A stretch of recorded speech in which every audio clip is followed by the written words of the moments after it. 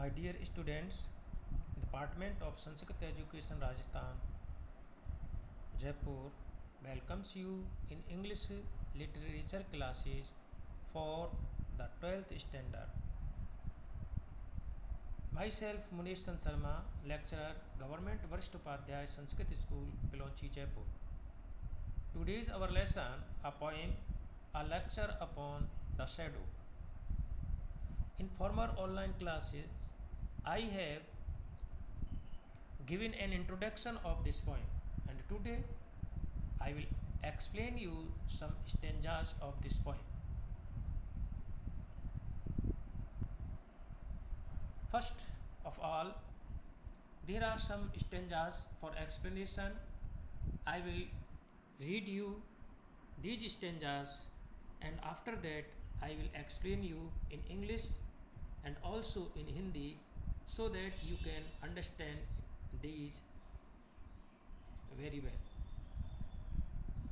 Stand still and I will read the stand still and I will read to thee a lecture, love in love's philosophy. These 3 hours that we have spent walking here, 2 shadows went along with us, which we ourselves produced. But now the sun is just above our head, we do those shadows treat. And to rave clearness, all things are reduced. So whilst our infant loves did grow, disguises did, and shadows glow from us and our cares. But now it is not so, that love has not attained the highest degree, which is still diligent, lest your others see. In these stanzas, poet John Donne is addressing the lady whom he loves. अर्थात इन पंक्तियों में कवि अपनी प्रेमिका को संबोधित करते हुए कह रहा है। वो कहता है, he asked her to stand still quiet and listen to his lecture on the philosophy of love. वो कह रहा है कि वो एक शांति से खड़ी रहे और प्रेम का जो दर्शन है उसके ऊपर उसके लेक्चर को सुने।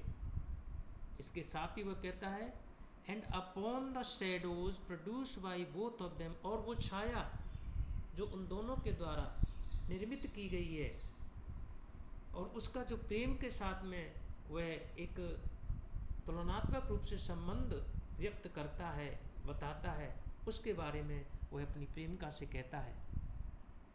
The poet and his beloved have spend 3 hours together. कवि और उसकी प्रेमिका ने दोनों ने साथ साथ 3 घंटे गुजारे हैं। While walking they have produce 2 shadows, और इस दौरान जब वो टहले हैं, चहलकदमी कर रहे हैं, उस समय उन्होंने 2 छायाओं को निर्मित किया है जो सूर्य के कारण उत्पन्न हुई। Which went along with them, और जो छाया उनके साथ साथ चली। Then the sun was over their head, और इसके बाद में जब सूरज सुबह के समय जो छाया उत्पन्न कर रहा था, वो छाया उनके सामने चल रही थी। और छायाएं जो पहले प्रारंभिक अवस्था में काफ़ी लंबी थी, वो धीरे धीरे छोटी होती गई, और अंत में जैसे ही सूरज उनके सिर के ऊपर आ जाता है, सिर के ऊपर चमकता है, दोपहर का समय होता है, उस समय वो छायाएं उनके पैरों के नीचे आ जाती हैं। तो वो कहता है कि that is now it is noon time, क्योंकि यह दोपहर का समय है। And they are walking over those shadow, और वह उन छायाओं के ऊपर चल रहे हैं, उन्हें ट्रीट कर रहे हैं, उनके ऊपर चल रहे हैं। ये स्थिति जो थी, प्रारंभिक स्थिति थी प्रेम की, और उसे उसने इन्फेंट लव का नाम दिया है, यानी प्रेम की शैशवावस्था है। उस शैशवावस्था होने के कारण जब प्रेम जब तक मैच्योरिटी को प्राप्त नहीं करता है तब तक वह प्रेम अस्थिर अवस्था में रहता है। और इस इन्फेंट लव जो है वो अधिकतर युवा लोगों के द्वारा किया जाता है, ऐसा कवि के द्वारा यहाँ पर इन पंक्तियों में व्यक्त किया गया है।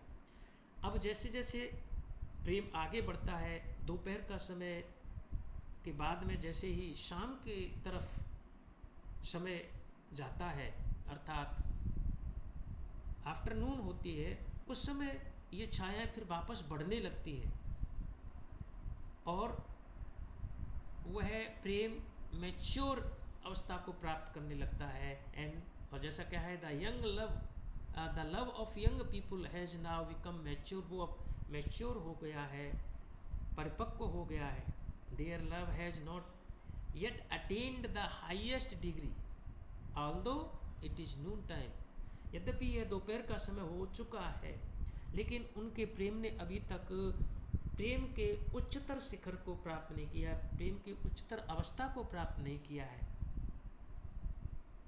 तो इसलिए कवि आगे कहता है कि चेंज हैज नाउ कम, एक परिवर्तन तो आ चुका है, and they will have to work hard to maintain their mutual and perpetual love. और वो आगे कभी कहता है कि अभी उसको और उसकी प्रेमिका को, इस प्रेम को पारस्परिक और सतत बनाए रखने के लिए, परपेचुअल बनाए रखने के लिए, अविचल बनाए रखने के लिए, स्थिर बनाए रखने के लिए अभी काफ़ी कड़ी मेहनत करनी होगी।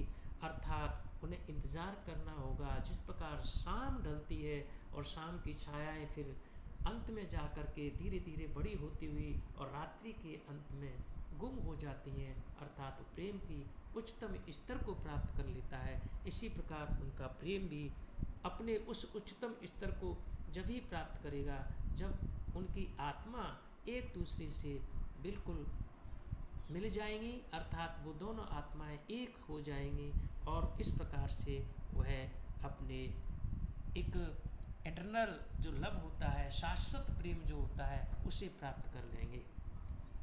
इस प्रकार मेरे प्यारे बच्चों, ये स्टेंजाज जो अभी आपको एक्सप्लेन किए गए हैं शायद तुम्हारी समझ में अच्छी तरह आ गए होंगे। धन्यवाद।